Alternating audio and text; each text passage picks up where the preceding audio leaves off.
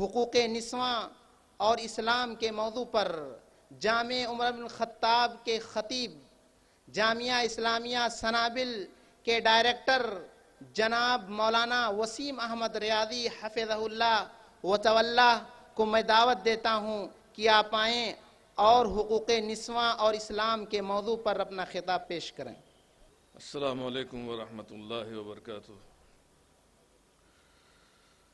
الحمدللہ رب العالمین والصلاة والسلام علی نبینا محمد وعلی آلہ واصحابہ ومن تبعہم بإحسان الی یوم الدین، اما بعد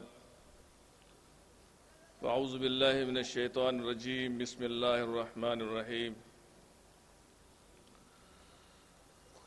وَلَهُنَّ مِثْلُ الَّذِي عَلَيْهِنَّ بِالْمَعْرُوفِ وَلِلرِّجَالِ عَلَيْهِنَّ دَرَجَةٌ وَاللَّهُ عَزِيزٌ حَكِيمٌ۔ وقال النبي صلى الله عليه وسلم: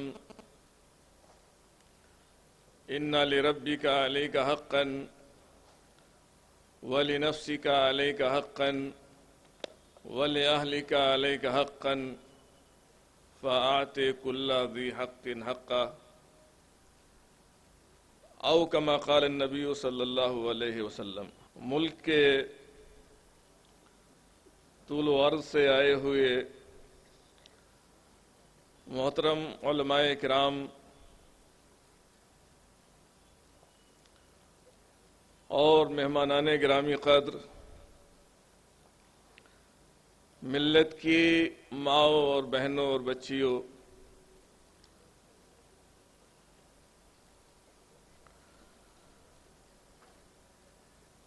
ابھی آپ نے خطیبانہ انداز میں ایک مدلل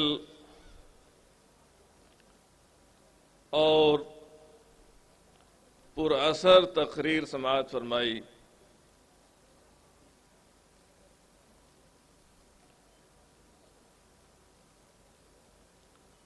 اور میں ہمیشہ یہ کہا کرتا ہوں کہ میں اس میدان کا شہسوار نہیں ہوں، لیکن صدر محترم کا حکم بجا لانے کے لیے آپ کی خدمت میں حاضر ہو گیا ہوں، اور اس دوران جس طرح کی مصروفیتیں رہیں، ذمہ داریاں رہیں، ہندوستان اور ہندوستان کے باہر سے ہمارے مہمانان گرامی اس پروگرام میں شرکت کے لیے تشریف لائے، میں ان کے ساتھ رہا اور اس سے کچھ وقت نکل سکا تو اور دیگر ذمہ داریاں رہیں، اس لیے ذہنی طور سے میں کچھ کہنے کی پوزیشن میں نہیں تھا، لیکن امید کرتا ہوں کہ کچھ پراگندہ اور بکھری ہوئی معلومات جن کا تعلق ہماری خواتین سے ہے، حتی الامکان پیش کرنے کی کوشش کروں گا۔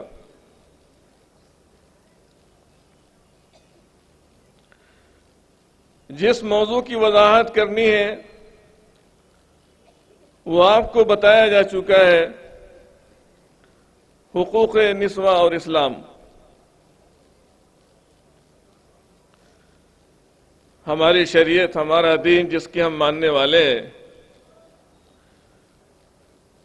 یہ ایک آفاقی اور آسمانی شریعت ہے جس کے احکام ہمیشہ کے لیے ہے اور انسانوں کے سارے طبقات کے لیے ہے۔ ان میں اب کوئی تبدیلی نہیں ہوگی، اور تبدیلی نہ ہونے کی وجہ کیا ہے کہ وہ اللہ رب العزت جس نے اپنے دین کے، اپنی شریعت کے احکام نازل فرمائے ہیں، وہی ہم سب کا خالق ہے، پروردگار ہے، پالنے والا ہے، ہماری نفسیات سے اور ہماری دیگر ضروریات سے، ہمارے مسائل سے اور ہماری پریشانیوں سے، اور ان پریشانیوں کا حل کیسے ہوگا، وہ پریشانیاں چاہے ان کا تعلق ہمارے حال سے ہو اور ان پریشانیوں کا تعلق ہمارے مستقبل سے ہو، اللہ رب العزت جس نے ہمیں پیدا فرمایا ہے اس سے زیادہ دنیا کا کوئی انسان نہیں جان سکتا ہے ہماری ضروریات کو۔ نہ دنیا کی کوئی پارلیمنٹ ایسے قوانین بنا سکتی ہے جو انسانوں کے سارے طبقات کے لیے، ہر زمانے کے لیے موزوں اور مناسب ہو۔ اللہ رب العزت نے ہمیں ایسی شریعت کا حامل بنایا، ہم اس دین کے ماننے والے ہیں۔ اللہ نے فرمایا الا یعلم من خلق وهو اللطیف الخبیر، جس اللہ رب العزت نے اپنی مخلوقات کو پیدا فرمایا ہے وہ ان کے ذرے ذرے سے، ان کی زندگی کی ہر حالت سے آگاہ اور باخبر ہے۔ اس کے علم سے ہماری زندگی کی کوئی حالت اور کوئی کیفیت دور نہیں ہو سکتی ہے۔ اسلام ایک مکمل نظام زندگی ہے، زندگی کا کوئی گوشہ اور کوئی پہلو ایسا نہیں ہے جس میں اسلام نے ہماری رہنمائی نہ فرمائی ہو۔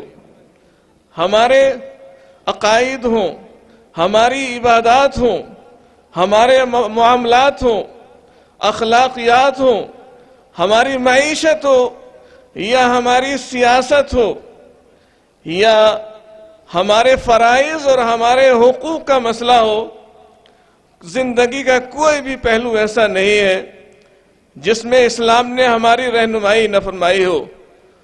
اور میں چیلنج کے ساتھ کہہ سکتا ہوں کہ دنیا کا کوئی بھی دین، جو دین دنیا میں موجود ہے، خواہ وہ آسمانی دین ہو یا انسانوں کا اپنا بنایا ہوا مذہب اور طریقہ ہو، کوئی بھی ایسا دین موجود نہیں ہے جس میں حقوق اور فرائض کی وہ تفصیلات موجود ہوں جو دین اسلام کے اندر موجود ہیں۔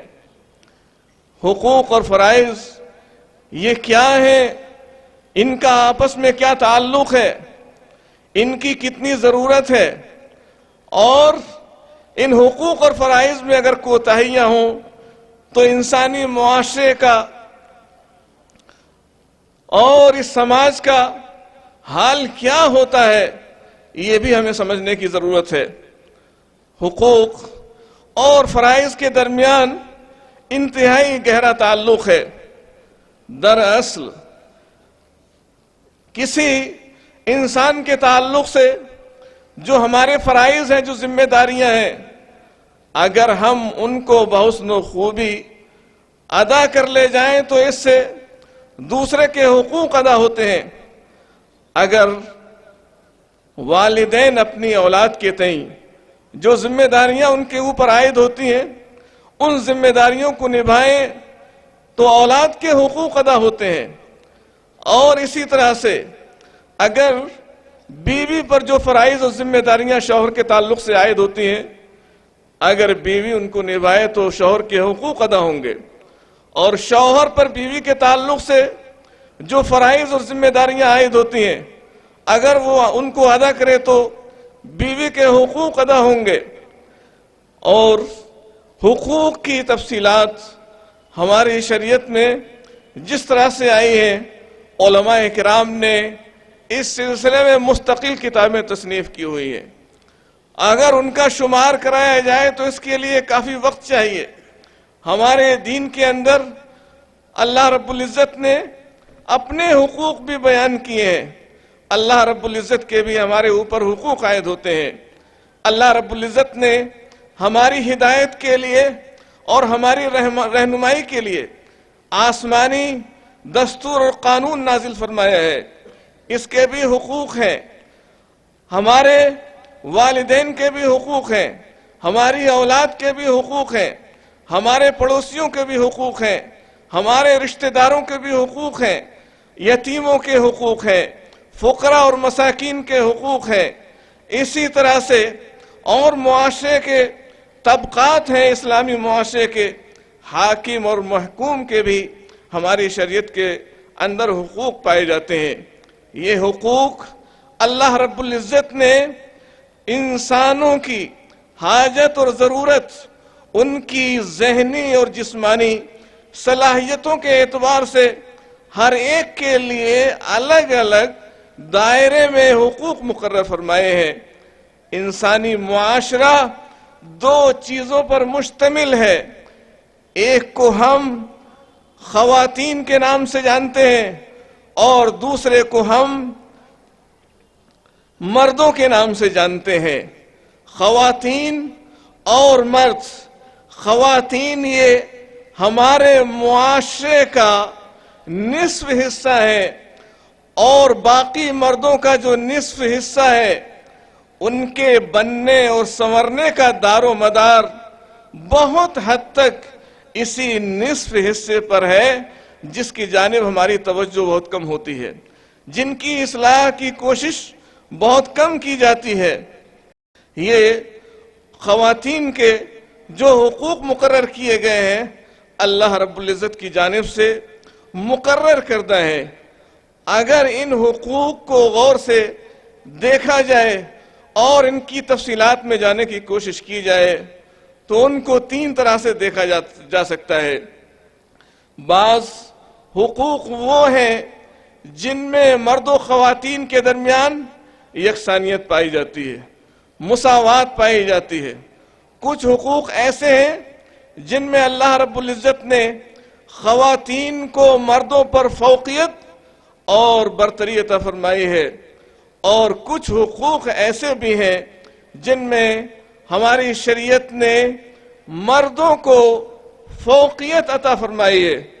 غرضے کے ہر ایک کی ذہنی اور جسمانی اور ان کے فطری اوصاف کو دیکھتے ہوئے الگ الگ دائرہ مقرر کیا گیا ہے، ایک فریم ورک دیا گیا ہے تاکہ انسان اپنے اپنے دائرے میں رہتے ہوئے اپنے فرائض کو، اپنی ذمہ داریوں کو ادا کر سکے۔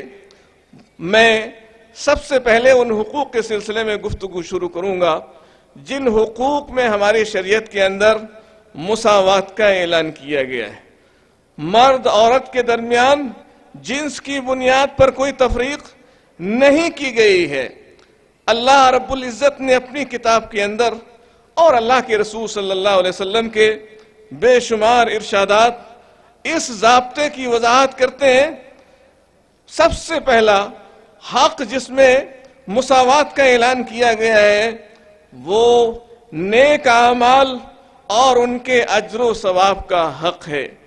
اسلام نے مرد ہو یا عورت ہو دونوں کو قرآن کے اندر بھی اور اللہ کے رسول صلی اللہ علیہ وسلم نے اپنی احادیث کے اندر دونوں کو خطاب فرمایا ہے، اور یہ اعلان کیا ہے کہ مرد بھی نیک کام کرے اور اپنے ایمان کی حفاظت کرے، اور اسی طرح سے اگر عورت بھی نیک اعمال کرتی ہے اور ایمان کے تقاضوں کو پورا کرتی ہے، کوئی وجہ نہیں ہے کہ اللہ رب العزت خواتین اگر نماز ادا کرے تو ان کو کم اجر دیا جائے، مرد اگر نماز ادا کرے تو ان کو زیادہ اجر دیا جائے، خواتین اگر روزہ رکھیں تو ان کو کم اجر دیا جائے، اور مرد اگر روزہ رکھیں تو ان کو زیادہ اجر دیا جائے۔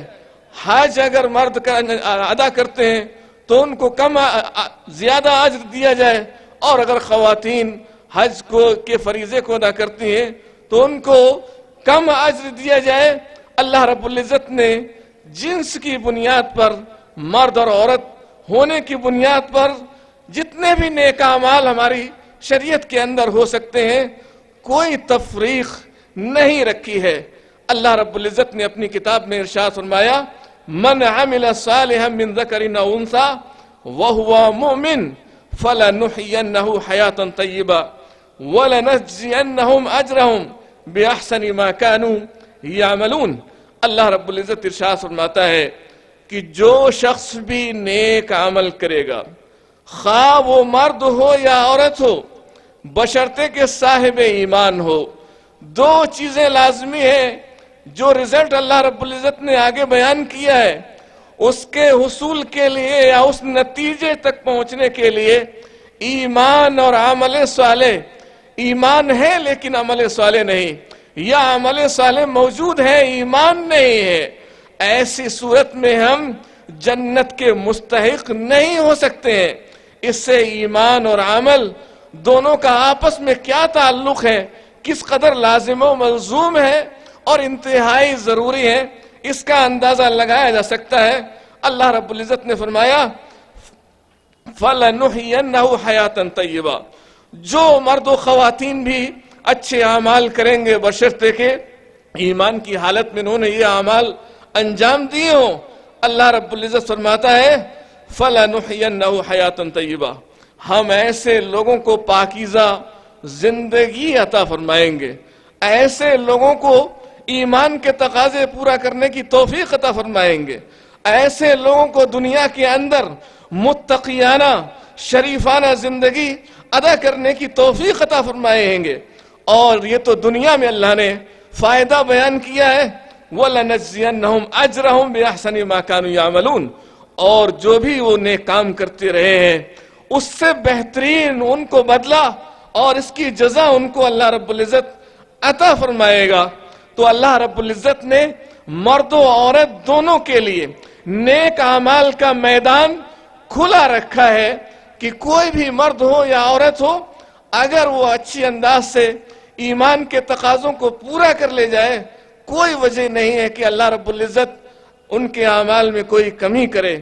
اور دوسرے مقام پر اللہ رب العزت نے ارشاد فرمایا فَاسْتَجَابَ لَهُمْ رَبُّهُمْ أَنِّي لَا أُضِيعُ عَمَلَ عَامِلٍ مِّنْكُمْ مِّن ذَكَرٍ أَوْ أُنثَىٰ بَعْضُكُم مِّن بَعْضٍ۔ اللہ رب العزت ارشاد فرماتا ہے فَاسْتَجَابَ لَهُمْ رَبُّهُمْ، اللہ نے ان کے رب نے ان کی دعا قبول فرما لی ہے۔ کیا دعا ہے، کیا کہا ہے؟ أَنِّي لَا أُضِيعُ عَمَلَ عَامِلٍ مِّنْكُمْ، میں تم میں سے کسی بھی نیک عمل کرنے والے کا عمل ضائع نہیں کروں گا، من ذکرین او انثیٰ، خواہ وہ مرد ہو یا عورت ہو، بعضکم من بعض، تم آپس میں ایک ہی جنس سے ہو، تم آپس میں ایک ہی ہو۔ اس آیت کی شان نزول کا پتہ چلتا ہے بعض روایات سے، ام سلمہ رضی اللہ تعالی عنہا نے اللہ کے رسول صلی اللہ علیہ وسلم کی خدمت میں حاضر ہو کر درخواست کی کہ اللہ کے رسول صلی اللہ علیہ وسلم، کیا وجہ ہے کہ اللہ رب العزت ہمیشہ مردوں ہی کا تذکرہ کرتا ہے، جہاں بھی ذکر آتا ہے مردوں ہی کا ذکر آتا ہے، خواتین کا ذکر اللہ رب العزت کیوں نہیں کرتا ہے؟ خواتین کو کیوں نہیں یاد کرتا ہے؟ کیا ایسا تو نہیں ہے کہ خواتین کا درجہ کچھ کم ہے؟ اللہ کے رسول صلی اللہ علیہ وسلم سے یہ درخواست کی گئی تھی، یہ سوال پوچھا گیا تھا، لہذا اللہ رب العزت نے یہ آیت کریمہ نازل فرمائی اور ان خواتین کے شکوک و شبہات کو دور کر دیا کہ نہیں، ایسا کچھ نہیں ہے۔ شریعت کے جتنے بھی احکام مردوں کے لیے نازل فرمائے ہیں اللہ نے، وہ سارے کے سارے خواتین کے لیے بھی ہیں، لیکن جو احکام خواتین کے لیے خاص ہیں اللہ رب العزت نے اور اس کے رسول نے نشاندہی فرمائی ہے، یا شریعت کے جو احکام مردوں کے لیے خاص ہیں خواتین کے لیے نہیں، اللہ رب العزت نے اس کے رسول نے ان کی بھی رہنمائی فرمائی ہے۔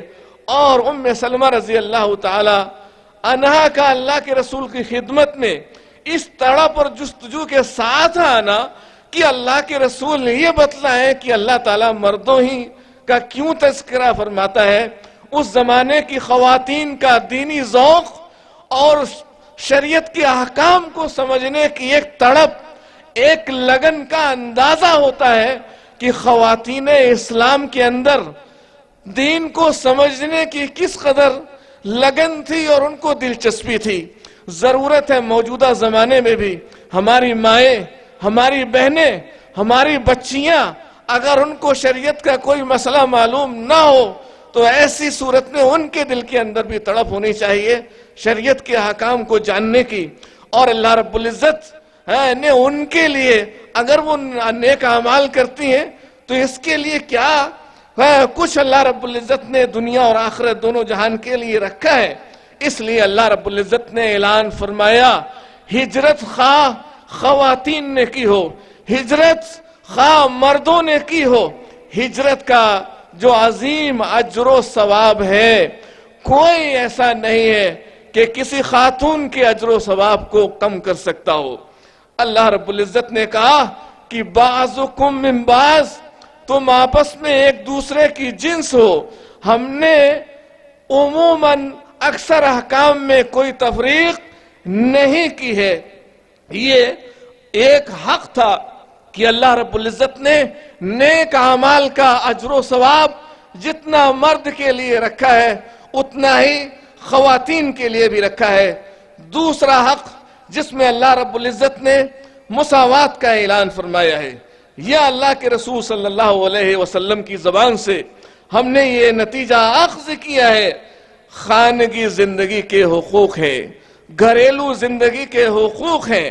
کچھ معاشروں میں یا جن لوگوں کو غلط فہمی ہے وہ شاید یہ محسوس کرتے ہیں کہ حقوق جتنے بھی ہو سکتے ہیں وہ صرف مردوں ہی کے حقوق ہونے چاہیے، بقیہ خواتین کے حقوق ہے ہی نہیں، یا ہے تو وہ نہ کے برابر ہے۔ یہ غلط فکر ہے اور ایک غلط سوچنے کا طریقہ ہے کہ خواتین کے ہماری جو روزانہ کی زندگی ہے اس میں ان کا کوئی حق نہیں ہے۔ یہ وہ حق ہے جس کا اعلان اللہ رب العزت نے اپنی کتاب میں کیا ہے۔ اللہ رب العزت نے اپنی کتاب میں اعلان فرمایا وَلَهُنَّ مِثْلُ الَّذِي عَلَيْهِنَّ بِالْمَعْرُوفِ وَلِلرِّجَالِ عَلَيْهِنَّ دَرَجَةٌ وَاللَّهُ عَزِيزٌ حَكِيمٌ۔ اللہ رب العزت ارشاد فرماتا ہے وَلَهُنَّ مِثْلُ الَّذِي عَلَيْهِنَّ بِالْمَعْرُوفِ، کہ عورتوں کے بھی اسی طرح سے حقوق ہیں جس طرح سے ان کے اوپر دستور کے مطابق مردوں کے حقوق ہیں۔ اللہ رب العزت نے دونوں کے اوپر ایک دوسرے کے حقوق رکھے ہیں۔ کوئی یہ تصور نہ کرے کہ گھریلو زندگی میں صرف مرد ہی کی چلنی چاہیے، اسی کا سب کچھ ہے، اسی کا حق ہوتا ہے۔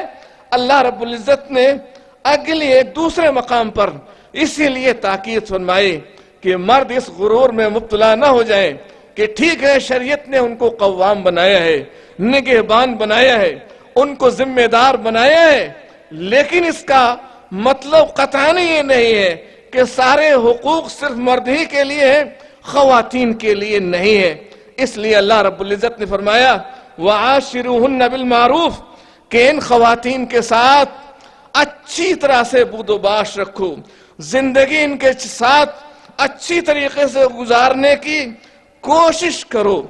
لیکن گھریلو زندگی میں خواتین کے ساتھ جو سلوک کیا جاتا ہے وہ انتہائی خطرناک ہے، اور اگر میں یہ کہوں کہ بعض حالات میں وحشیانہ سلوک ہم اس کو کہہ سکتے ہیں کہ بعض مرد خواتین کے ساتھ گھریلو زندگی میں اس قدر تشدد کرتے ہیں اور اس قدر تنگ کرتے ہیں، پریشان کرتے ہیں، اور اگر شرعی عذر بھی موجود ہو اس کو بھی سمجھنے کی کوشش نہیں کرتے ہیں، تو یہ خواتین کے حقوق پر دست درازی ہے۔ ہر ایک کو گھریلو زندگی میں دوسرے کا خیال رکھنا چاہیے، اس کی پابندی ہونی چاہیے۔ اسی لیے اللہ رب العزت نے اپنی کتاب میں یہ حکم دینے کے بعد اللہ کے رسول صلی اللہ علیہ وسلم کی زبان سے یہ کہلوایا۔ اللہ کے رسول صلی اللہ علیہ وسلم نے فرمایا لا يفرق مؤمن مؤمنا ان سخط منها خلقا رضی منها آخر۔ اللہ کے رسول صلی اللہ علیہ وسلم فرماتے ہیں کہ کوئی مومن مرد کسی مومن خاتون سے بغض نہ رکھے، عداوت نہ رکھے۔ مکمل ذات اللہ رب العزت کے علاوہ کوئی نہیں ہو سکتی ہے۔ ہر ایک انسان کے اندر کچھ نہ کچھ خامی ہے۔ انسان کو دوسرے انسان کی خوبیاں تلاش کرنا چاہیے۔ اگر آپ کو بیوی کی کوئی خصلت، کوئی عادت ناپسند ہے تو ایسا نہیں ہے کہ ساری خصلتیں، ساری عادتیں اس کے اندر بری ہی ہوں گی۔ اللہ رب العزت نے اس کے اندر کچھ اچھی خصلتیں بھی رکھی ہیں، اس لیے ان کو نظر انداز نہ کیا جائے، بلکہ بعض شوہروں کا نظریہ یا بعض معاشروں میں یہ مسئلہ موجود ہے کہ عورت پاؤں کی جوتی ہے، جب تک یہ پیر میں گھس گھس کر نہ ٹوٹ جائے اس کو پاؤں ہی میں رکھا جائے۔ یہ یہ مثال ہمارے سماج اور معاشروں میں موجود ہے۔ یہ کوئی اللہ کا کلام نہیں ہے، یہ کوئی نبی کا فرمان نہیں ہے کہ عورت پاؤں کی جوتی ہے ہم یہ سمجھا کریں۔ آپ کو معلوم ہونا چاہیے کہ اس خاتون کا مقام، اس کی حیثیت کیا ہے۔ اللہ رب العزت نے اور اللہ کے رسول صلی اللہ علیہ وسلم نے کیا حیثیت عطا فرمائی ہے۔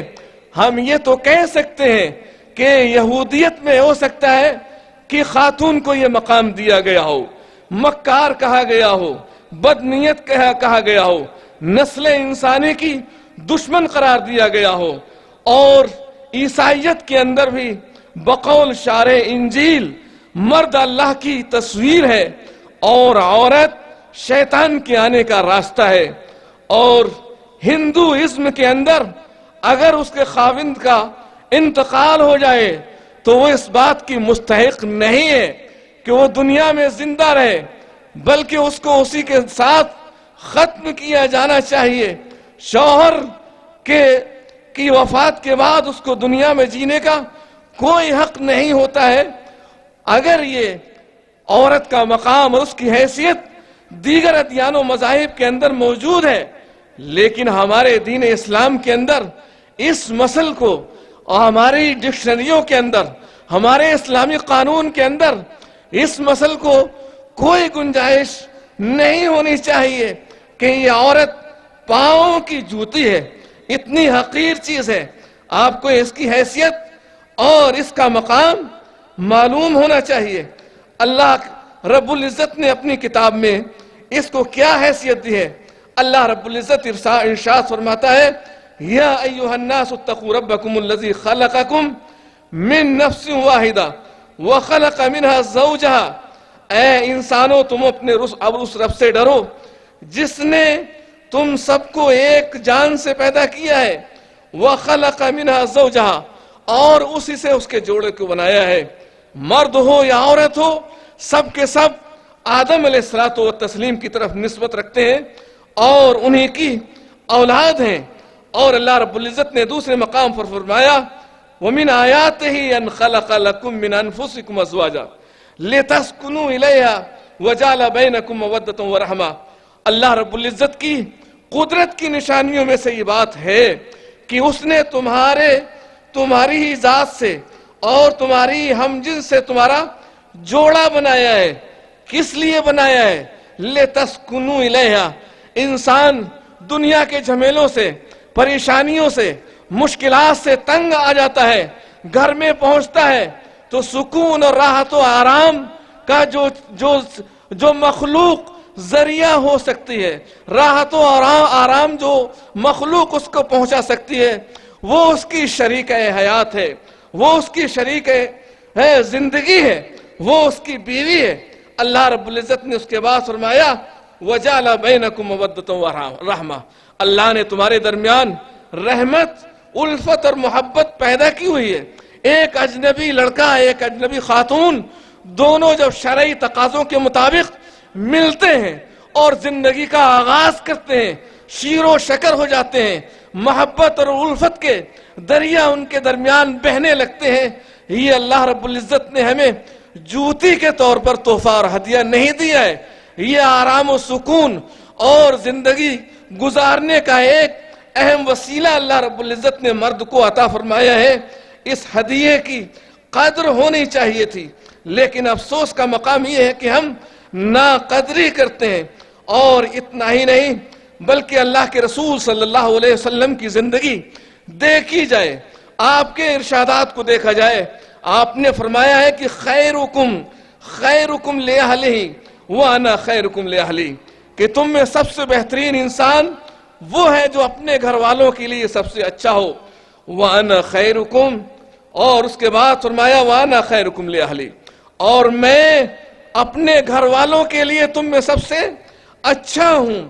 اللہ کے رسول صلی اللہ علیہ وسلم کی زندگی، خواہ آپ کی زندگی گھر سے باہر کی ہو یا آپ کی زندگی گھر کے اندر کی ہو، گھر والوں نے بھی اس بات کی شہادت دی ہے کہ جو زندگی آپ کی ازواج مطہرات کے ساتھ آپ نے گزاری ہے اس میں کہیں بھی تشدد نہیں تھا، اور اس میں کہیں بھی یہ غرور نہیں تھا کہ آپ مرد ہیں، آپ سید الانبیاء ہیں، آپ سب سے اونچے انسان ہیں، اپنے گھر کی خواتین پر اس ناحیے سے کوئی زور، کوئی پریشر اور ناحق ان کو کوئی حکم صادر فرمائے، بلکہ اللہ کے رسول صلی اللہ علیہ وسلم کے سلسلے میں صاف صاف الفاظ میں آتا ہے کہ آپ گھریلو کاموں میں ازواج مطہرات کا تعاون فرماتے تھے۔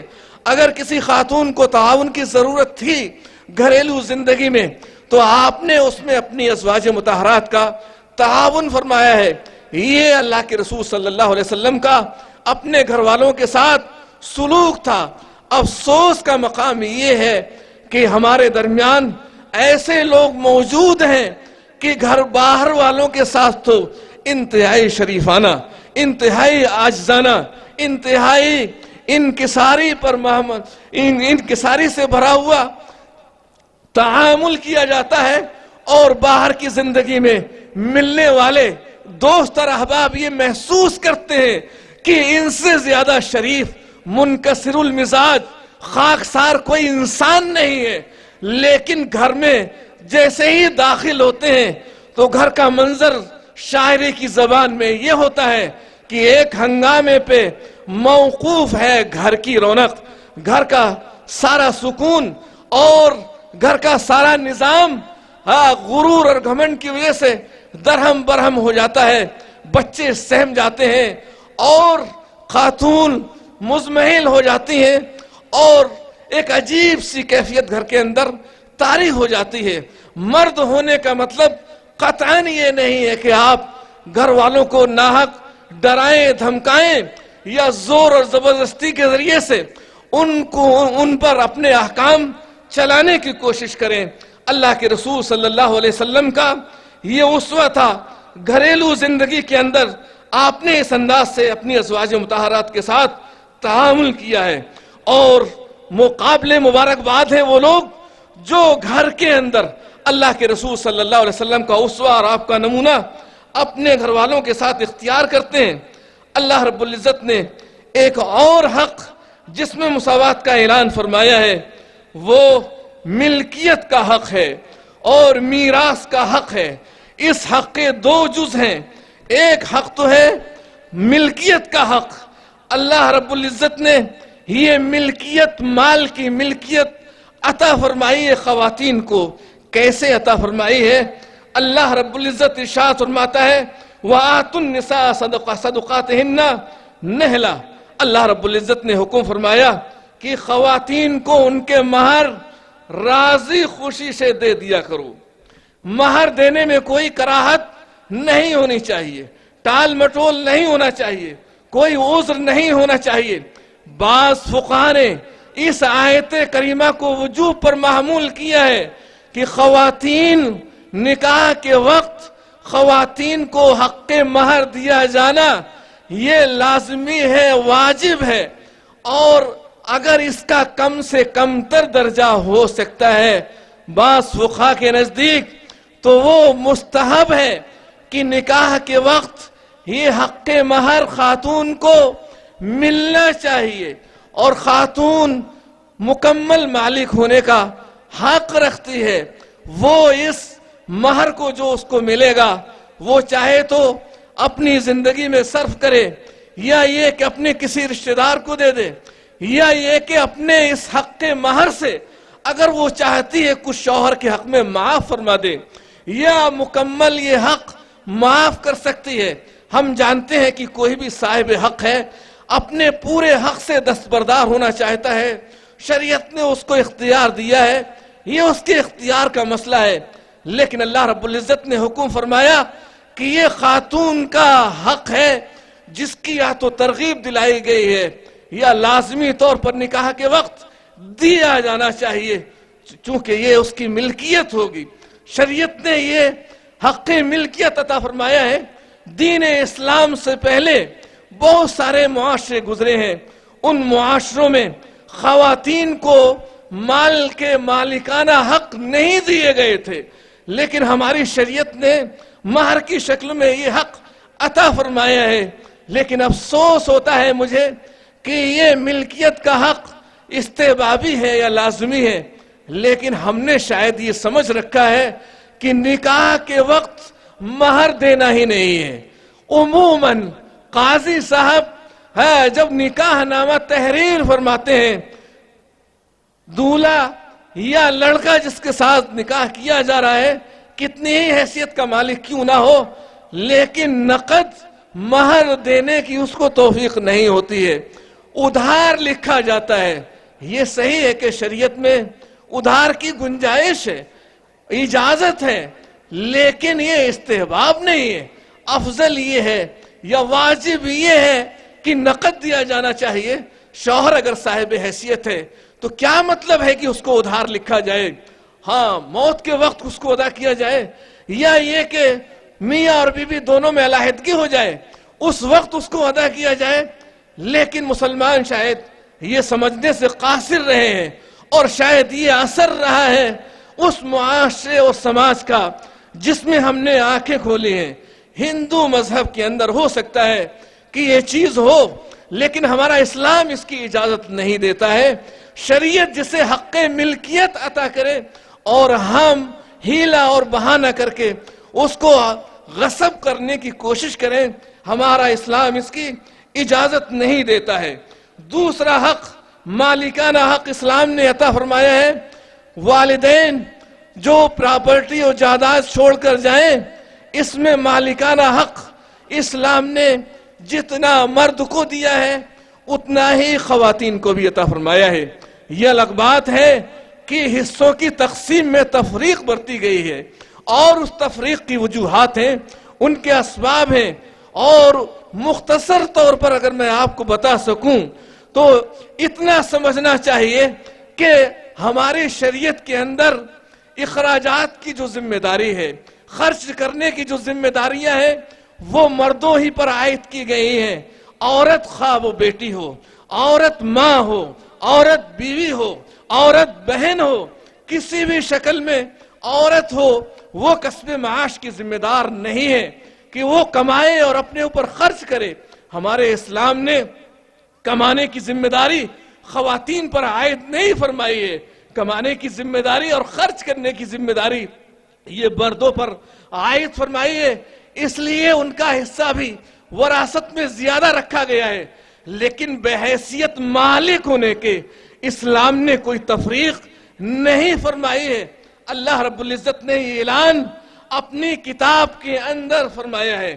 قرآن کی آیت ہے، للرجال نصیب مما ترک الوالدان والاقربون وللنساء نصیب مما ترک الوالدان والاقربون مما قل منه او کثر نصیبا مفروضا۔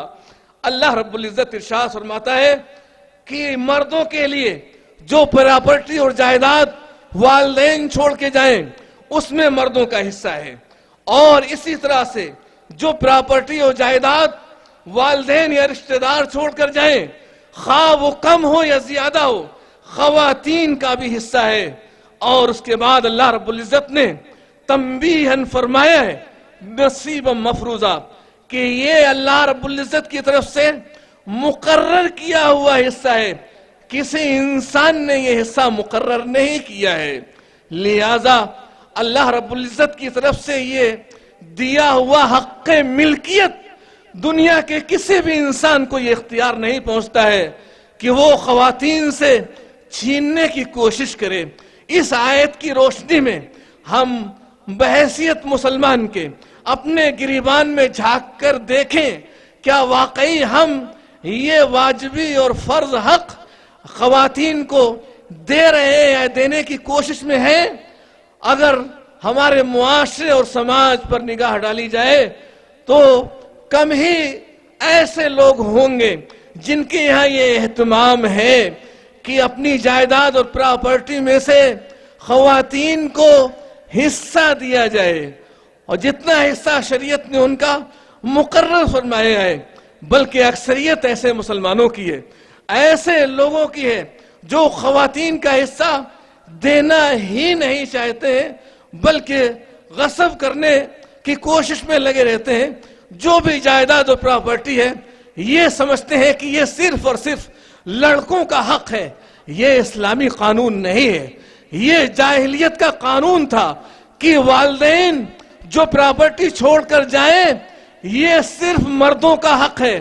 اور کون سے مردوں کا حق ہے؟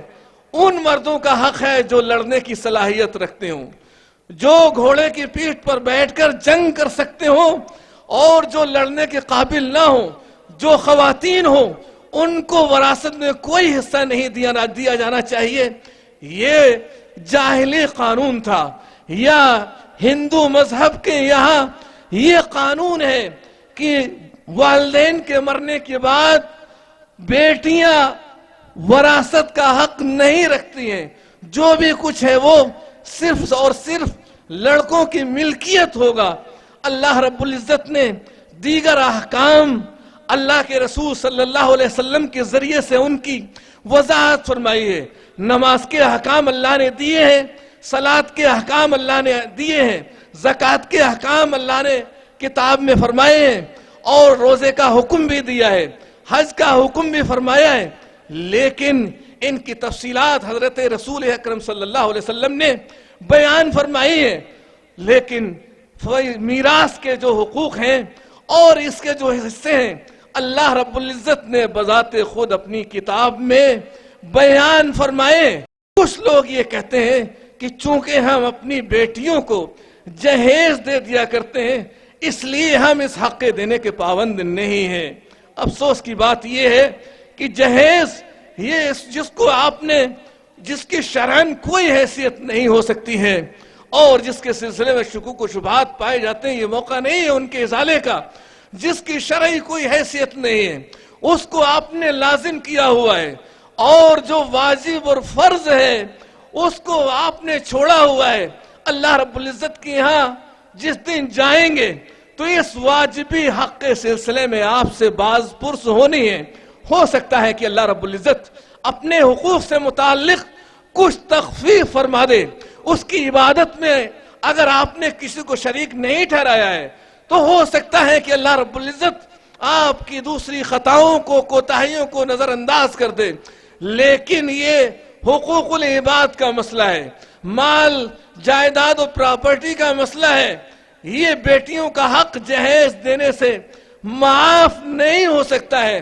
اللہ رب العزت کے یہاں اگر ہم کو جانا ہے تو یہ بچیوں کا یہ حق ملکیت اسی دنیا میں اگر ادا کیا ہے تب تو ٹھیک ہے، ورنہ اللہ رب العزت کے یہاں اس سلسلے میں باز پرس کے لیے ہم تیار ہو جائیں کہ ہم نے خواتین کے اور اپنی گھر کی خواتین کے ان حقوق کی پامالی کی ہے۔ اللہ رب العزت کے یہاں اس سلسلے میں کوئی رخصت نہیں ہو سکتی ہے۔ اور سمجھنے کی بات یہ ہے کہ غلطیاں ہم کریں، کوتاہیاں ہم کریں، جہیز کی لعنت اللہ اور اس کے رسول صلی اللہ علیہ وسلم نے فرض یا واجب ہمارے اوپر قرار نہیں دی ہے۔ یہ فرض اور واجب ہم نے اپنے طور سے لازم کیا ہوا ہے، یہ ہماری غلطی ہے، یہ ہماری خطا ہے۔ اس اپنے گناہوں کی اپنی خطاؤں کی سزا بچیوں کو حق ملکیت سے محروم کر کے ان کو دینے کی کوشش کریں، یہ کوئی معقول بات نہیں ہے۔ اللہ رب العزت ہمیں بچیوں کے حقوق اور خواتین کے مالکانہ حقوق کو ادا کرنے کی توفیق عطا فرمائے، اور اللہ کے رسول صلی اللہ علیہ وسلم کے اور بھی اس سلسلے میں وہ سارے ارشادات ہیں۔ اگلا ایک اور حق اللہ رب العزت نے جو عطا فرمایا ہے مرد اور خواتین دونوں کا درجہ یکساں رکھا ہے، وہ قرب الہی کے حصول کا ذریعہ ہے۔ اللہ رب العزت کا تقرب، اللہ رب العزت کی یہاں شرف قبولیت حاصل کرنے کے لیے جو معیار اللہ رب العزت نے قائم کیا ہے، اس کا پیمانہ جنس کی بنیاد پر الگ الگ نہیں رکھا گیا ہے، بلکہ وہ پیمانہ دونوں کے لیے یکساں ہے۔ اللہ رب العزت نے ارشاد فرمایا، یا ایھا الناس انا خلقناکم من ذکر و انثی وجعلناکم شعوبا وقبائل لتعارفوا ان اکرمکم عند اللہ اتقاکم ان اللہ علیم خبیر۔ اللہ رب العزت ارشاد فرماتا ہے کہ اے انسانوں کی جماعت، ہم نے تم سب کو ایک مرد اور ایک عورت سے پیدا کیا ہے، وجعلناکم شعوبا وقبائل، اور ہم نے تمہیں مختلف گروہوں اور جماعتوں میں تقسیم کر دیا ہے۔ تقسیم کا مطلب کس لیے کیا ہے؟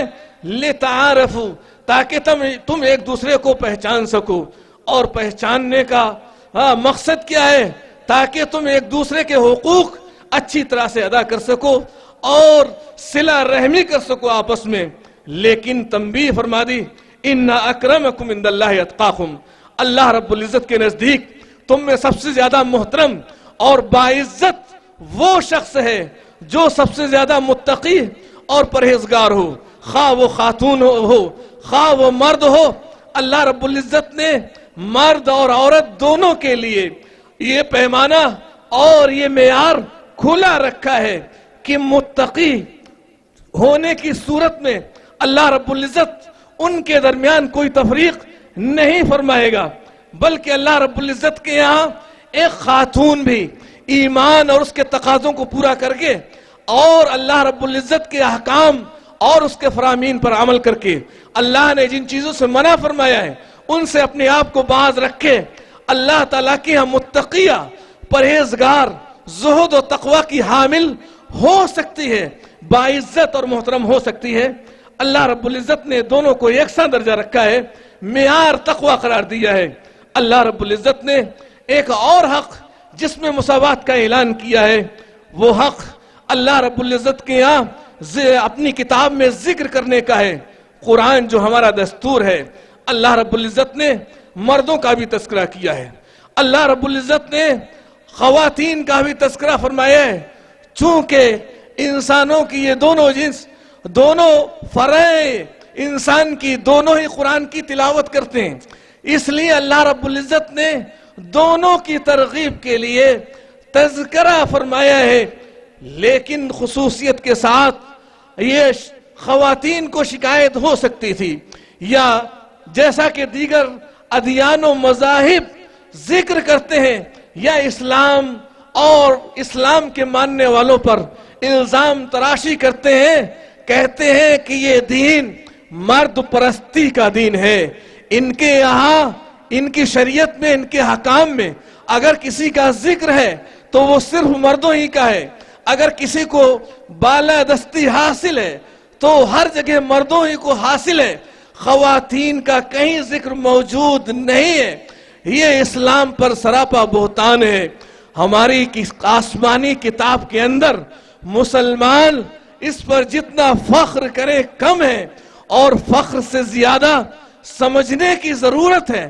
اللہ رب العزت نے اپنی کتاب کے اندر ایک مستقل سورت کو سورۃ النساء کا نام دیا ہے، خواتین کے نام سے ایک سورت موسوم کی ہے۔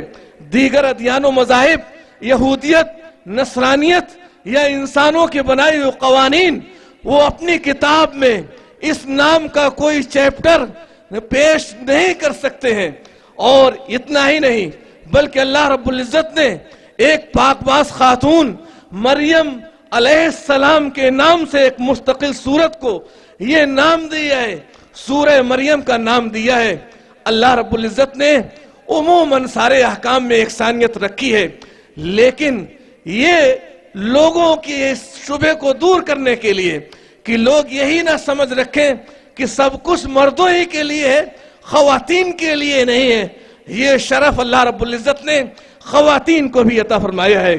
اور اس کے بعد اگلا حق جس میں یکسانیت پائی جاتی ہے وہ ادب اور احترام اور حسن سلوک کا حق ہے۔ اللہ رب العزت نے جتنا ادب، جس قدر حسن سلوک اور خدمت کا حکم والد کے لیے فرمایا ہے، اتنا ہی حکم بلکہ اس سے زیادہ میں آگے ذکر کروں گا۔ خدمت کرنے کا حکم اللہ رب العزت نے والدہ کے تعلق سے بھی فرمایا ہے۔ دونوں کے سلسلے میں اللہ رب العزت نے فرمایا وَقَضَى رَبُّكَ أَلَّا تَعْبُدُوا إِلَّا إِيَّاهُ وَبِالْوَالِدَيْنِ إِحْسَانًا إِمَّا يَبْلُغَنَّ عِندَكَ الْكِبَرَ أَحَدُهُمَا۔ معروف اور مشہور آیت ہے۔ اللہ رب العزت نے اپنے حق عبادت کے بعد والدین کے ساتھ حسن سلوک کا حکم فرمایا ہے۔ اس سے عظیم کہ بات اور کیا ہو سکتی ہے؟ والدین کی خدمت کے اس حق سے زیادہ بڑا حق اور کیا ہو سکتا ہے کہ اللہ رب العزت اپنے حق عبادت کے فوراً بعد والدین کے ساتھ حسن سلوک کرنے کا حکم فرمائے۔ اور اللہ کے رسول صلی اللہ علیہ وسلم نے بھی اپنی احادیث کے اندر والدین کا کتنے حقوق ہیں اور کس طرح سے ان کی خدمت کرنی چاہیے میں آگے ذکر کروں گا انشاءاللہ۔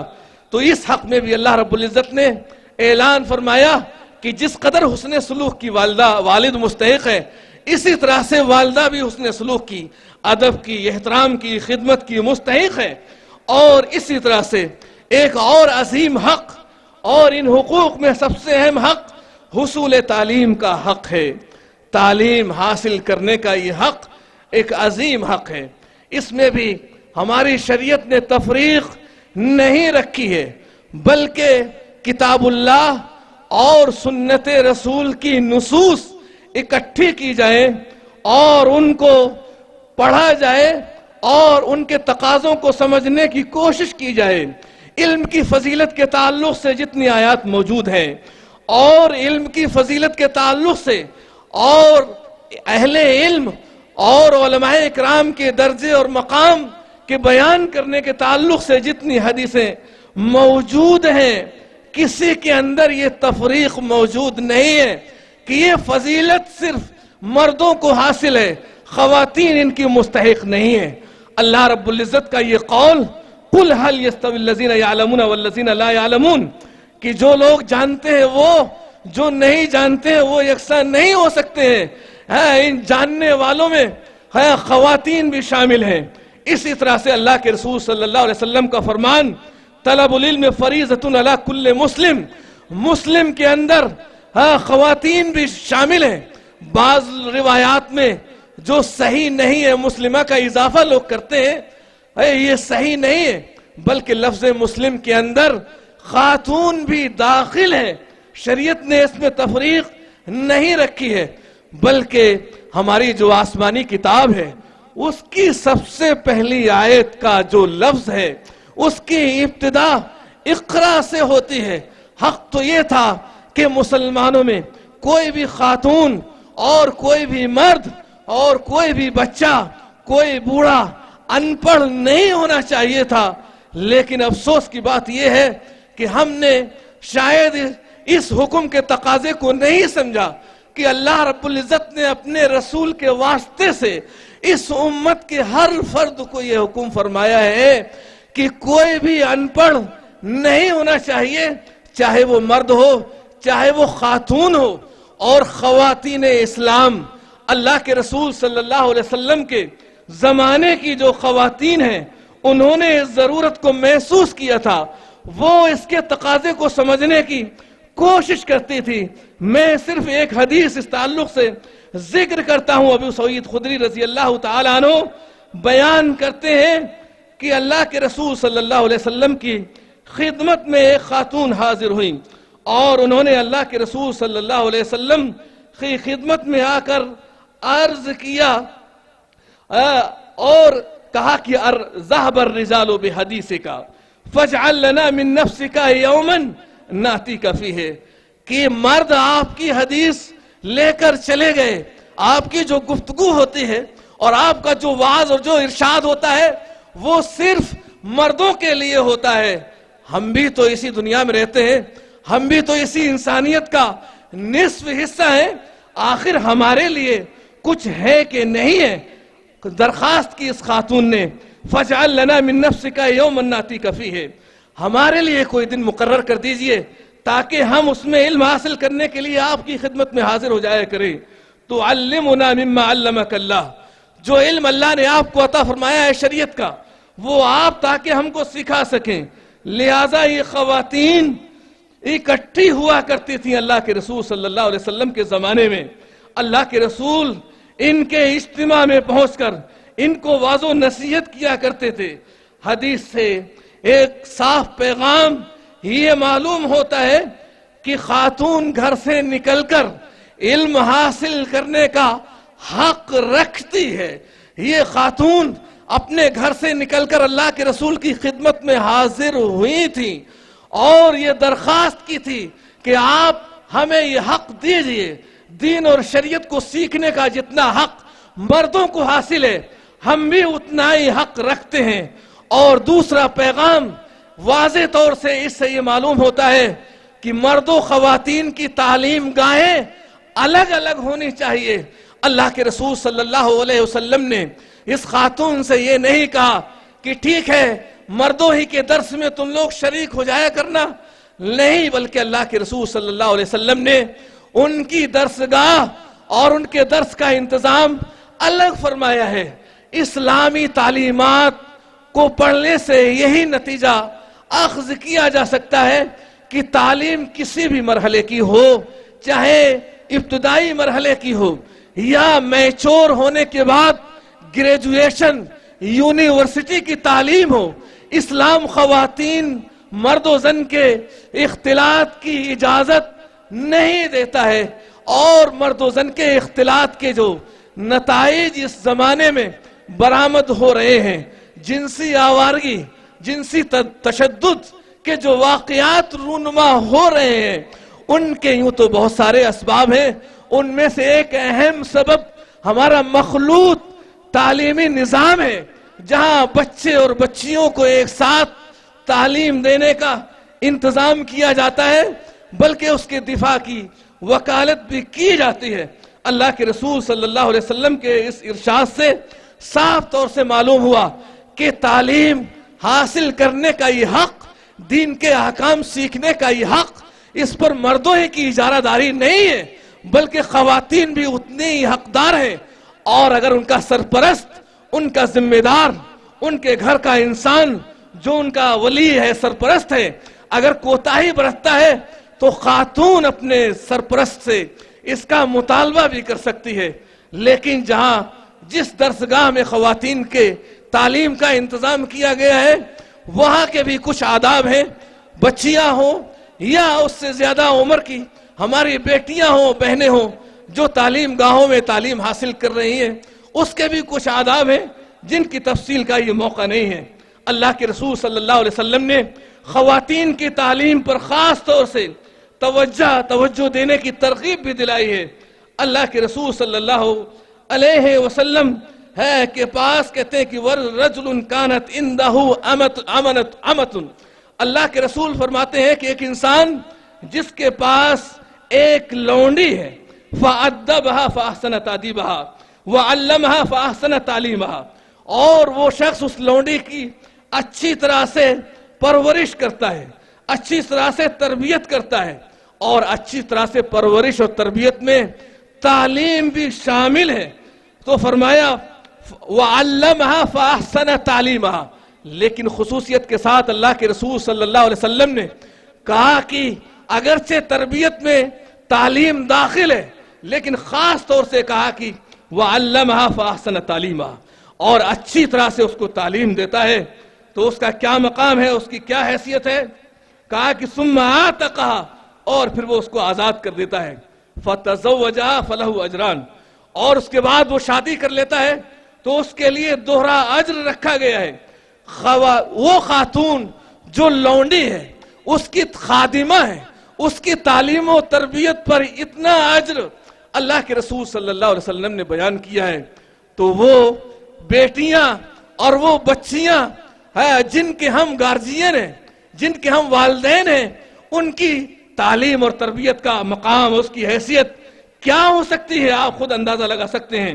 اور ایک اور واقعہ، اللہ کے رسول صلی اللہ علیہ وسلم کی خدمت میں ایک خاتون حاضر ہوتی ہیں اور عرض کرتی ہیں اللہ کے رسول صلی اللہ علیہ وسلم میں اپنے آپ کو آپ کی خدمت میں ہبہ کرنا چاہتی ہوں، آپ مجھے اپنی بیویوں میں شامل کر لیجئے۔ اللہ کے رسول صلی اللہ علیہ وسلم نے سر اٹھایا، دیکھا، اس کے بعد نگاہیں نیچی کر لیں اور اس سے یہ پیغام دیا کہ آپ کو شادی بیاہ کی ضرورت نہیں ہے اس وقت۔ اسی موقع سے ایک صاحب کھڑے ہوئے تھے، صحابی رسول موجود تھے، انہوں نے اپنی درخواست پیش کر دی۔ اللہ کے رسول صلی اللہ علیہ وسلم سے کہا کہ اگر اللہ کے رسول آپ کو اس کی ضرورت نہیں ہے شادی کی، نکاح کی، تو آپ میری شادی فرما دیجئے۔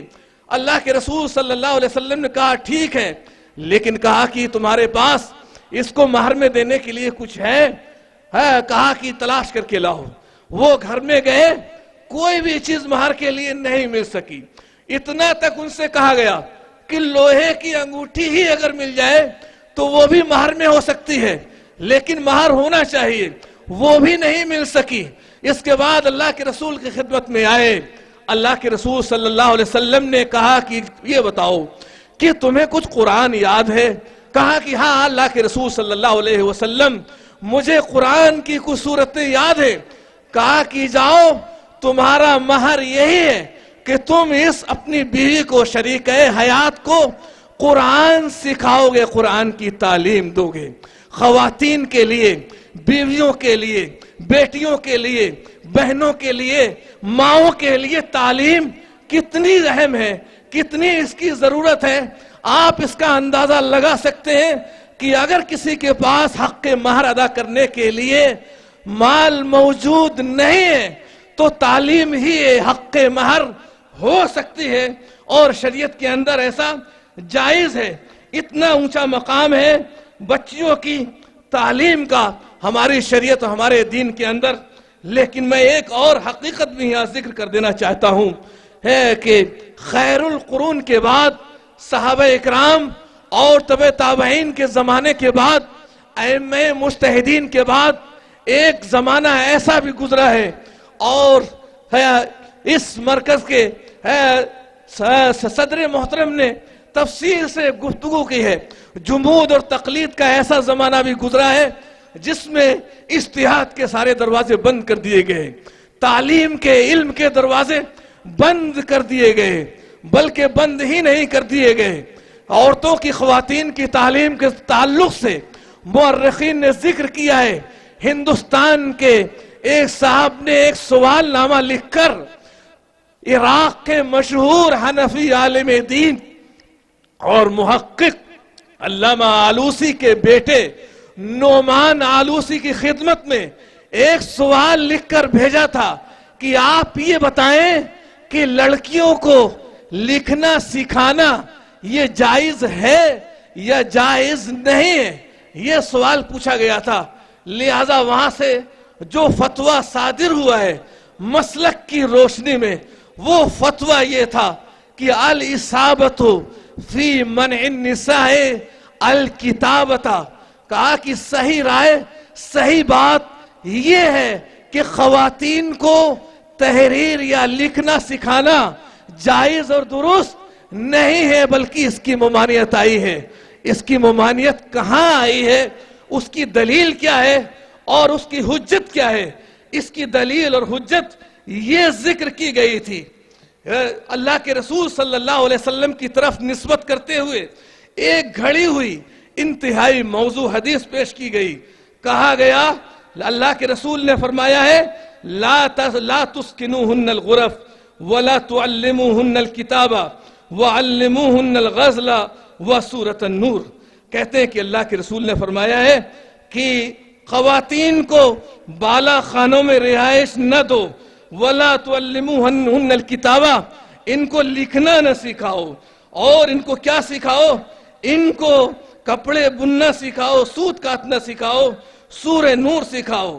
تو اس حدیث سے دلیل پکڑتے ہوئے ممانعت کی گئی، فتویٰ دیا گیا کہ خواتین کو تحریر سکھانا، حروف سکھانا، لکھنا سکھانا ہماری شریعت اس کی اجازت نہیں دیتی ہے۔ حیرت کا مقام یہ ہے کہ علم آپ جانتے ہیں، جس علم کا حکم اس کی ترغیب قرآن میں دی گئی ہے، علم دو چیزوں پر مشتمل ہوتا ہے، ایک تو پڑھنا اس کا اہم جز ہے، دوسرا لکھنا اس کا اہم جز ہے۔ کیا شریعت کی کوئی ایسی نص موجود ہے، قرآن کی کوئی ایسی آیت موجود ہے، اللہ کے رسول کی کوئی صحیح حدیث ایسی موجود ہے جس میں یہ کہا گیا ہو کہ لکھنا نہ سکھایا جائے بلکہ صرف خواتین اسلام کو پڑھنا ہی سکھایا جائے؟ وہ اس کی حقدار نہیں ہو سکتی ہیں، بلکہ معاملہ یہ ہے کہ صحیح حدیث بلکہ ازواج مطہرات کے تعلق سے سنن نبی داؤد کی صحیح حدیث موجود ہے۔ شفا بنت عبداللہ کہتی ہیں دخل علینا النبی صلی اللہ علیہ وسلم وانا عند حفصہ فقال لی الا تعلمین الا تعلمین هذه النملة کما علمتیها الکتابة۔ شفا بنت عبداللہ کہتی ہیں کہ اللہ کے رسول صلی اللہ علیہ وسلم ہمارے پاس آئے اور میں اس وقت حفصہ رضی اللہ تعالیٰ عنہ کے پاس بیٹھی ہوئی تھی۔ اللہ کے رسول صلی اللہ علیہ وسلم نے شفا سے کہا کہ تم نے جس طرح سے ان کو جسم کے اندر پھوڑے اور پھنسی نکلنے والی ایک بیماری ہو جاتی ہے، اس کے لیے شریعت نے جھاڑ پھونک کو علاج قرار دیا ہے، اس کا رقیہ ان کو سکھایا تھا، تو تم ان کو لکھنا اور تحریر کیوں نہیں سکھا دیتی ہیں؟ اللہ کے رسول صلی اللہ علیہ وسلم کی بیویوں میں سے ایک بیوی کو تحریر سکھائی گئی اور دوسری چیز سکھانے کی ترغیب دی گئی ہے۔ لہذا خواتین اسلام اس بات کی مستحق ہیں کہ اب کوئی تفریق نہ کی جائے، اور حالات بدل چکے ہیں، یہ مسلکی جمود اور تعطل ٹوٹ چکا ہے۔ علم کے جو نئے وسائل ہیں، نئے ذرائع ہمارے ہاتھوں میں موجود ہیں، اب اس جمود اور تعطل کی اجازت نہیں دیتے ہیں، یا ایسے لوگ بہت کم ہیں جو اس حقیقت کو نہ سمجھ سکیں، شریعت کو نہ سمجھ سکیں کہ جتنا جس قدر حیثیت خواتین مردوں کو علم حاصل کرنے کی رہی ہے وہ عورتوں کو بھی حاصل ہے۔ اس سلسلے میں عائشہ صدیقہ رضی اللہ تعالی عنہ کی یہ شہادت، آپ کہتی ہیں کہ رحم اللہ نساء الانصار لم یمنعہن الحیاء ان یتفقہن فی الدین۔ اللہ رب العزت انصار کی خواتین پر رحم فرمائے، شرم و حیا نے ان کو دین میں فہم حاصل کرنے سے قطعاً کبھی نہیں روکا ہے۔ اور دوسری روایت کے الفاظ ہیں ان یسألن عن امر دینہن، کبھی بھی کسی چیز نے دینی حکم کے روکنے سے پوچھنے سے ان کو باز نہیں رکھا ہے۔ اور اتنا ہی نہیں بلکہ عائشہ صدیقہ رضی اللہ تعالی عنہ کی زندگی کو اگر دیکھا جائے، محدث اسلام، فقیہ اسلام، ادیب اسلام کہا جا سکتا ہے، ان کی زندگی کا اگر مطالعہ کیا جائے، اللہ کے رسول صلی اللہ علیہ وسلم سے جن صحابہ اور صحابیات نے حدیث روایت کی ہیں تقریباً 1100 لوگ ہیں، مرد بھی ہیں، اس میں خواتین بھی ہیں۔ ان میں سے سب سے زیادہ حدیثیں جنہوں نے روایت کی ہیں ابو ہریرہ پہلے نمبر پر ہیں، اس کے بعد ابن عمر، اس کے بعد تیسرے نمبر پر انس رضی اللہ تعالیٰ عنہ، اور چوتھی پوزیشن 1106 لوگوں میں حدیثیں روایت کرنے میں چوتھے نمبر پر جو خاتون ہے وہ عائشہ صدیقہ رضی اللہ تعالی عنہ ہے۔ یہ مقام ہے، علمی مقام عائشہ صدیقہ رضی اللہ تعالی عنہ کا۔ آج کی خواتین کو بھی ضرورت ہے کہ وہ بھی دین کے احکام میں فقہ و فہم حاصل کریں اور مہارت حاصل کریں، اور اتنی مہارت حاصل کریں کہ عائشہ صدیقہ رضی اللہ تعالی عنہ نے اپنے معاشرے، اپنے سماج کے، بلکہ سماج کے اس طبقے کی اصلاح فرمائی ہے جس کو ہم صحابہ اکرام کے نام سے جانتے ہیں۔ کتنے صحابہ اکرام ایسے ہیں جن کے فتاوے غلط تھے، عائشہ صدیقہ رضی اللہ تعالی عنہ نے ان کے فتاووں کی اصلاح فرمائی ہے۔ ان فتووں میں سے میں صرف ایک ہی فتوے کا ذکر کرتا ہوں۔ عائشہ صدیقہ رضی اللہ تعالی عنہا کو ایک خبر پہنچی کہ مشہور صحابی رسول عبداللہ ابن عمرو رضی اللہ تعالی عنہ یہ فتویٰ دیتے ہیں کہ عورتوں کو غسل کے وقت چوٹیاں کھولنا لازمی ہے، یہ فتویٰ دیتے ہیں. لہذا عائشہ صدیقہ رضی اللہ تعالی عنہا کہتی ہیں یا عجبا لعمر، کہتی ہیں کہ عمرو پر مجھے تعجب ہے. کہا کہ وہ یہ حکم دیتے ہیں کہ عورتیں جب غسل کریں تو اپنے سر کی چوٹیاں کھول لیا کریں، یہ حکم فرماتے ہیں. کہا کہ یہ حکم کیوں نہیں دیتے کہ عورتیں بال ہی نہ رکھیں، بال ہی صاف کرا دیں تاکہ یہ مسئلہ ہی نہ آئے. اور ان کی اصلاح کرتے ہوئے کہا سن لیں کہ لقد كنت اغتسل انا ورسول اللہ صلی اللہ علیہ وسلم من اناء واحد، کہ میں اور اللہ کے رسول ایک ہی برتن سے غسل فرمایا کرتے تھے. ولا ازید علی ان افرغ علی راسی ثلاث افراغات، اور میں اس سے زیادہ کچھ نہیں کیا کرتی تھی کہ 3 لپ اپنے سر پر پانی ڈال لیا کرتی تھی، اس سے زیادہ کچھ نہیں کرتی تھی. میں اپنے سروں کی چوٹیاں اور بال کھولتی نہیں تھی کہ بغیر کھولے ہی بالوں کی جڑوں میں پانی پہنچ جاتا ہے تو پھر بال کھولنے کی ضرورت نہیں ہے. یہ وہ فقیہ ہے، اسلام ہے، جنہوں نے صحابہ اکرام کے کئی فتووں کی اصلاح فرمائی ہے. آج بھی خواتین اسلام کو ضرورت ہے کہ وہ علم دین میں، علم شریعت میں مہارت حاصل کریں، اور علم دین اور علم شریعت ہی نہیں بلکہ وہ دنیاوی علم جو خواتین کے علاج سے متعلق ہے یا خواتین کے مخصوص جو علاج ہے اس سے تعلق ہے، اس میں بھی مہارت حاصل کرنے کی ضرورت ہے تاکہ ہماری خواتین کا علاج خواتین ہی کر سکیں. اور اس کے لیے ذمہ داران اور جو ملک کے سرکردہ لوگ ہیں، دانشوران قوم ہیں، ان کو ضرورت ہے ایسے کالج، ایسے ادارے کھولنے کی میڈیکل کے، تاکہ ہماری بچیاں خواتین کا صحیح علاج اور اس کی تشخیص اور اس کے طریقوں کو پڑھ کے آئیں اور خواتین کا صحیح انداز میں علاج کر سکیں. اسی طرح سے جس طرح سے مردوں کا علاج کرتے ہیں، اسی طریقے سے یہ حق خواتین کو حاصل ہے. امت کو اس کی ضرورت اور حاجت ہے، خاص طور سے موجودہ زمانے کے اندر. لہذا جتنا حق حصول تعلیم کا خواتین کو حاصل ہے، اتنا ہی حق جتنا مردوں کو حاصل ہے، اتنا ہی یہ حق خواتین اسلام کو بھی حاصل ہے. اللہ رب العزت سے دعا ہے کہ اللہ رب العزت خواتین کے حقوق ہم کو ادا کرنے کی توفیق عطا فرمائے. میرے پاس پرچہ آ چکا ہے کہ ٹائم مکمل ہو چکا ہے. میرے سامنے کچھ اور وہ حقوق تھے جن میں اللہ رب العزت نے خواتین کو برتری اور فوقیت عطا فرمائی ہے. سرسری طور سے ان پر ایک نگاہ ڈال لی جائے تاکہ آپ کو ہو سکتا ہے کہ یاد رہے. ایک حق تو یہ ہے کہ اللہ کے رسول صلی اللہ علیہ وسلم نے ماں کے قدموں کے تلے جنت ہیں، یہ ارشادات ہم اللہ کے رسول کے سنتے آئے ہیں، بہت سنے ہوں گے. آپ تصور کر سکتے ہیں کہ جنت اتنا عظیم ٹھکانہ ہے. اللہ کے رسول صلی اللہ علیہ وسلم فرمائے کہ اس جنت کا راستہ ماں کے قدموں سے ہو کر نکلتا ہے. لہذا آپ ماں کی حیثیت کو سمجھ سکتے ہیں.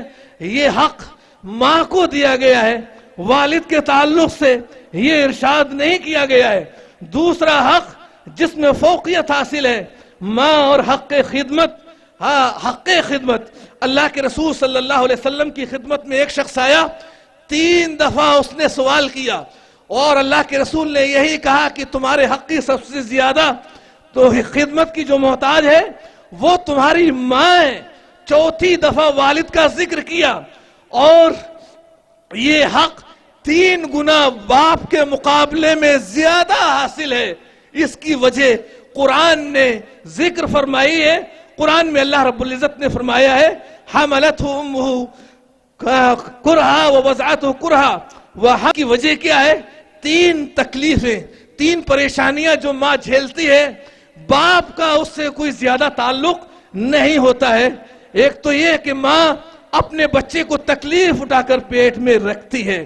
یہ کتنی تکلیف ہے، مرد اس کا اندازہ قطعاً نہیں کر سکتے ہیں، خاتون ہی اندازہ کر سکتی ہے. اور اندازہ تو چھوڑیے، کتنی خواتین اسی تکلیف میں دنیا سے چلی جاتی ہیں. دوسری وجہ ہے کہ پیدائش کے وقت جو تکلیف ہوتی ہے، یہ تکلیف بھی ہم محسوس نہیں کرتے ہیں، اور اتنی المناک صورتحال ہوتی ہے.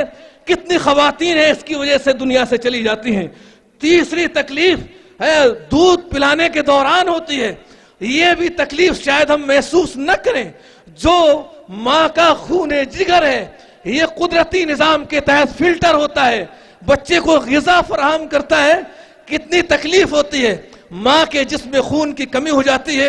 ڈاکٹر ہی لوگ زیادہ سمجھا سکتے ہیں، میں صرف اشارات کر سکتا ہوں. اور ایک اثر کے مطابق ابن عمر رضی اللہ تعالیٰ عنہ نے دیکھا کہ ایک شخص اپنی ماں کو اپنے کندھوں پر بٹھا کر طواف کرا رہا ہے.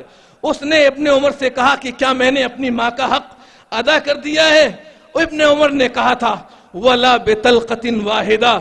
سن لو، ماں کو اپنی گردن پر بٹھا کر حج کرانا، طواف کرانا، ماں کو تمہاری پیدائش کے وقت درد کے جو جھٹکے لگے تھے، ایک جھٹکے کا بھی یہ بدلہ نہیں ہو سکتا ہے. اور اللہ کے رسول صلی اللہ علیہ وسلم نے ایسی خواتین جو اس صورتحال سے دوچار ہو کر دنیا سے چلی جاتی ہیں، ان کی یہ تکلیف بشرطے کہ شریعت کے احکام کی پابند رہیں، ضائع اور رائگاں نہیں ہیں. اللہ کے رسول کی خوشخبری ہے ایسی خواتین کے لیے، وَالْمَرْأَةُ تَمُوتُ بِجُمْعٍ فَهِيَ شَهِيدٌ. درد ولادت کی وجہ سے جس خاتون کی وفات ہو جائے، یا ان تینوں پریشانیوں کے دوران خاتون کی موت ہو جائے، حکماً اس کو شہادت کا درجہ حاصل ہے.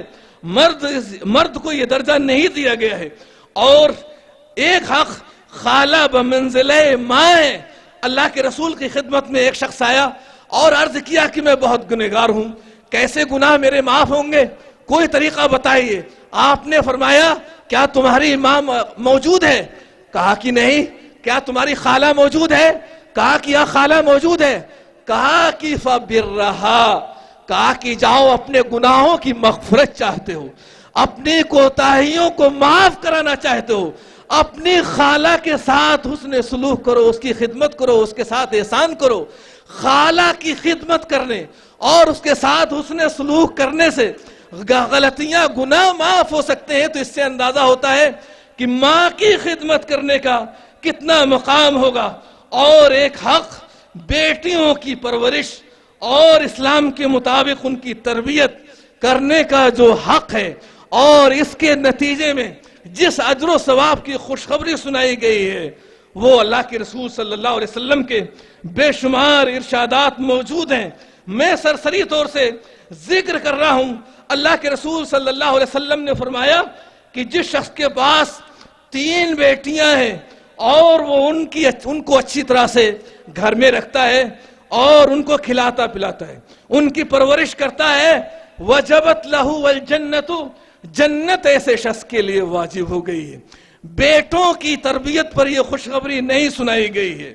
3 بیٹیوں. اس کے بعد اللہ کے رسول سے کہا گیا، ہو سکتا ہے کچھ لوگ جن کے پاس 2 ہی ہیں، آپ نے کہا کہ 2 کی بھی تربیت پرورش کرتا ہے، جنت واجب ہے ایسے شخص کے لیے. اللہ کے رسول صلی اللہ علیہ وسلم کے صحابہ کہتے ہیں کہ اگر کوئی شخص اس مجلس میں یہ کہتا کہ اللہ کے رسول ایک ہی بیٹی ہے، تو آپ یہ فرما دیتے کہ جاؤ، ایک بیٹی کی پرورش کے نتیجے میں تم جنت کے مستحق ہو. آپ تصور کر سکتے ہیں کہ ہماری بیٹیاں یہ ہماری جنت ہیں. خوش نصیب ہیں وہ لوگ جن کے پاس 3 بیٹیاں ہیں، اور خوش نصیب ہیں وہ لوگ جن کے پاس 2 ہیں، اور قابل مبارکباد ہیں اور خوش نصیب ہیں وہ لوگ جن کے پاس کم از کم 1 بیٹی ہے. جنت کے دروازوں اور اس کے اسباب میں سے ایک اہم سبب موجود ہیں. میں بد نصیب تو نہیں کہوں گا جن کے پاس بیٹیاں نہیں ہیں، لیکن جنت کے دروازوں میں سے، اس کے اسباب میں سے ایک سبب سے وہ محروم ہے. ہو سکتا تھا کہ اللہ رب العزت ان بیٹیوں کی پرورش کے نتیجے میں ہمیں جنت میں داخل فرما دیتا، اور یہ ذریعہ اور یہ سبب ہمارے پاس موجود نہیں ہے، لیکن افسوس کا مقام یہ ہے کہ بیٹیوں کی جو حیثیت ان کی تربیت کے تعلق سے ہونی چاہیے تھی، جنت کی خوشخبری سنائی گئی تھی، ہم تو بیٹیوں کو پرورش تو دور کی بات ہے، بیٹیوں کو دنیا میں آنے کا راستہ ہی دینے کے لیے تیار نہیں ہے۔ دنیا میں آنے سے پہلے ہی ان کو قتل کیا جاتا ہے۔ ہندوستان کے کتنے صوبے ہیں سماج جگاؤ بیٹی بچاؤ اس کے نعرے بلند کیے جا رہے ہیں، مسلمان بھی اس میں مبتلا ہیں کہ بیٹیوں کو دنیا میں آنے سے پہلے ہی ان کو ختم کیا جاتا ہے۔ یہ معمولی جرم نہیں ہے، بیٹیوں کی اہانت ہے، توہین ہے، اور اللہ کے رسول صلی اللہ علیہ وسلم کا بیٹیوں کے ساتھ جو سلوک تھا اور جو ان کی عظمت تھی، عائشہ صدیقہ رضی اللہ تعالی عنہ کہتی ہیں کانت فاطمۃ اذا دخلت علیہ قام الیہا فاخذتها وقبلها واجلسها فی مجلسہ۔ اللہ کے رسول صلی اللہ علیہ وسلم کا اپنی بیٹی کے ساتھ کیا سلوک تھا؟ فاطمہ کے بارے میں جب آپ کے پاس آتی تھی اللہ کے رسول اٹھ کر کھڑے ہو جایا کرتے تھے اپنی بیٹی کا استقبال کرنے کے لیے، فَأَخَذَ بِيَدِهَا ہاتھ ان کا پکڑتے تھے، وَقَبَّلَهَا پیشانی پر بوسہ دیتے تھے، وَأَجْلَسَهَا فِي مَجْلِسِهِ اپنی مجلس میں اپنے بیٹھنے کی جگہ پر خود جہاں بیٹھتے تھے وہاں فاطمہ رضی اللہ تعالی عنہا کو بٹھاتے تھے۔